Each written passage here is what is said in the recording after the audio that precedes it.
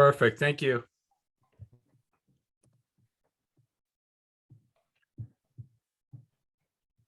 I can sit up too, so.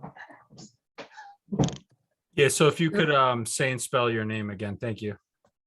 Suzanne Berger, Suzanne Berger, Berger, as it's on the screen. So Suzanne, thank you for joining us.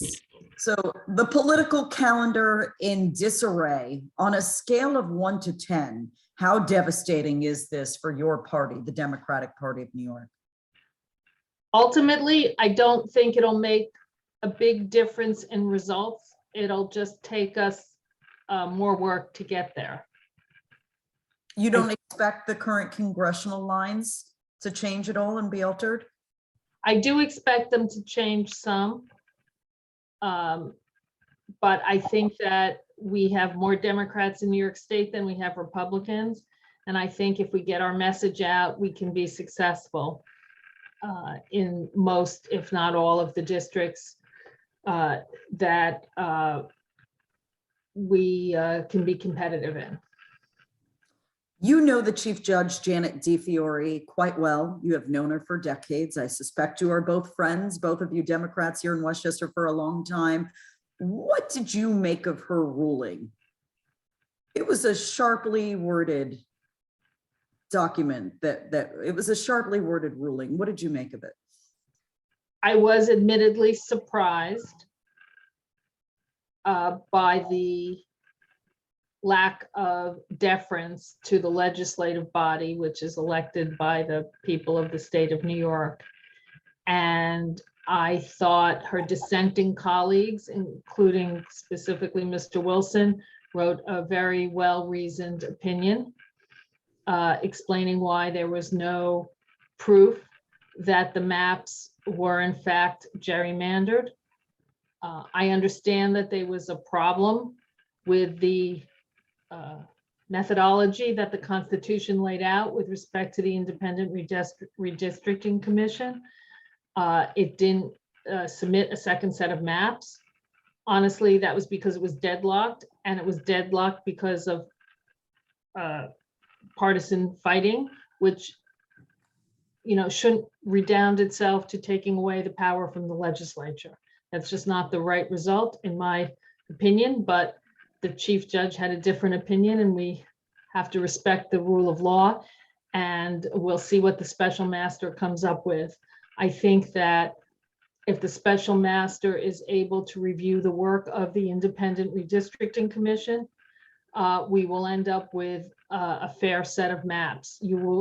If you were to look at those maps, although the Republican maps and the Democratic maps are not identical, they have many similarities upstate and through the Hudson Valley. And I think that's a good starting place, which is why I started this by saying I'm hopeful that we will still have a good result, because I think the special master, if he takes the work of the commission, which had many public hearings and so forth, will come to that conclusion. I think the computer generated maps left a lot to be desired, including absence of some of the constitutional criteria. So I was sort of surprised that that's where the chief judge went, although I recognize the problem with the IRC. I think the remedy was not one I would have selected, let's say. Have you spoken to any of the candidates in these newly revamped districts that probably won't exist in a few weeks? Someone like Senator Biaggi, who's running. Have you reached out to them or heard from them on where their head is at this point? I've not spoken to Senator Biaggi.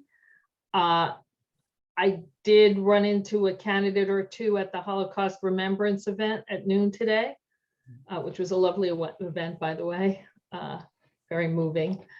And all of them were eager to continue their campaign wherever it might land. Are you referring to like Lisa Hofflick, or are there more other? Actually, I didn't. No, I'm referring to Robert Zimmerman, who's running in the 3rd. Was at the event. Legislator Gashi was there as well. Okay. Running in the Zimmerman's seat Zimmerman's, it wouldn't impact Zimmerman, right? It would impact Biaggi. He wouldn't be carved out of that NY3 district. No, presumably not, but whether it would come into Westchester, which is where he was spending his day, who knows? Oh, I see. I see the point. Okay.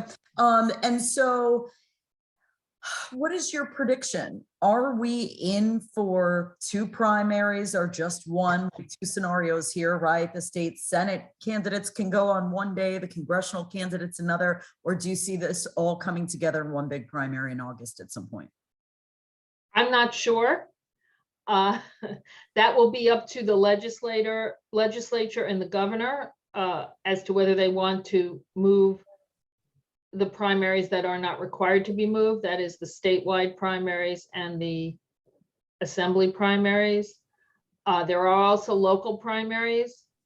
We have a couple in this county, for example, in the village of Mamaroneck. There's scheduled to be a primary. There's some county committee primaries. Whether those can go ahead, I'm sure some counties have judicial primaries. We don't happen to have one this year, but it may be that those local races go ahead. I don't know. I am not personally in favor of having separate primary days. That's something we got away from years ago. If you recall, we used to have a federal primary on one day and a state primary on the second day, and the Democrats, when they got elected, decided rightly, in my opinion, to combine them because voter turnout is better when voters don't have to turn out on multiple occasions. So I don't know. A lot of people are counting on a June primary, and I'd hate to disappoint them by moving it to August. On the other hand, if I were writing a blank slate, I'd like to have it all on the same day. That would certainly help out Kathy Hochul, huh? With her governor situation. I think it would. I think it would, but I'm making no predictions. You know, it's ironic. I was just talking to a bunch of lawmakers a week or 2 ago who were so relieved that the petitioning process has been completed, but now it sounds like they're going to have to start gathering signatures all over again, right? Presumably, those who are in districts that have different boundaries will have to, unless there's some provision to allow signatures that are in the same district as they end up. I really have no idea. I think they will have to collect more petition signatures, and I think that their challengers will have to do that too. And as I read in one of the dissenting opinions, it's really harder on the insurgent candidates than on the incumbents. The incumbents generally have the party or money or staff to collect 1,000 signatures or 1,250 signatures. Nobody is looking forward. I can tell you that nobody I know is looking forward to doing this again in July, but we do what we have to do to support our elected officials. Well, during the pandemic, we lowered the number of signatures that were needed to get on the ballot. Should we do that again this year in light of this? The legislature did do that, and that would be their option here. Would you Again, advocate for something like that? I haven't thought it through. I think that bringing it down close to 0 means not having a petition process at all.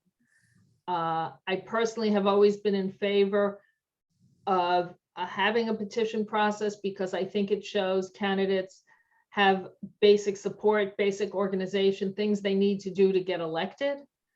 And it's some early show of strength, and it's an opportunity to meet the people and go door knocking and get signatures and talk about your candidacy.